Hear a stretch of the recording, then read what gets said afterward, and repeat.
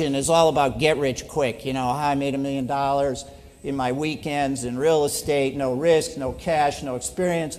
And so I decided I'm going to write a book and lob in my theories. And so I wrote a book called Confessions. It's actually Confessions of a Real Estate Entrepreneur. I also have been a developer, but this book is Confessions of a Real Estate Entrepreneur, and it lobs in my theories on real estate investing, which are basically sort of never buy institutionally. In other words, buying on a low cap rate and waiting for gradual appreciation or rent increases just never made any sense to me. My theories in the book are always find a way to pop the value. Get in and get out, reposition the property, renovate the property, new leasing strategy, new zoning, whatever it was, get in and get out, and that's what I call adding value. What I'd like to talk about today is a little different. I'd like to talk about adding value to each of us. Each of you, in a way, is an entrepreneur. An entrepreneur is somebody who risks time and capital and energy in an effort to make a big profit.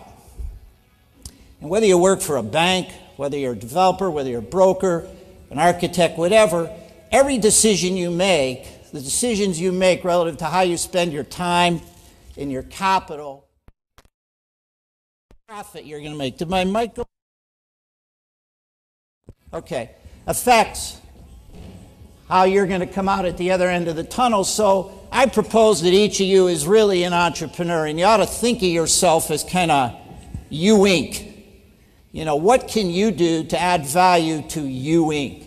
And that's really what I want to speak about this morning. I've been through these cycles, you know, that roller coaster thing. I've been through these cycles. I believe I'm a little more pessimistic than Mark and Rocky and maybe some of the other speakers. This one feels different to me.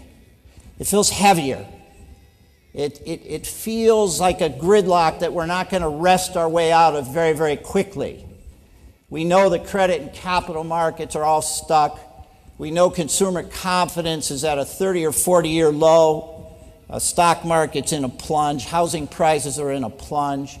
I think this one's going to be with us for a while. And so, okay, let's start with that proposition. We got some rocky times ahead.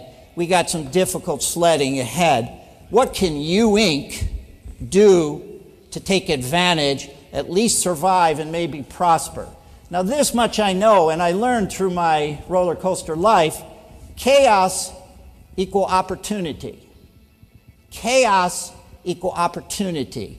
When things are upside down and going sideways, there's opportunity. There are openings for new thinking, new approaches, new ideas, new players. Maybe some of the established players here today won't be the same established players in 3 or 4 years. In the early 90s, when I told you about these bank failures and you're dealing with the FDIC and the RTC, I had my troubles because I owned a lot of real estate, but I also had a bit of a track record as a guy who learned how to add value to property, and some rich folks came to me and said, we want to back you.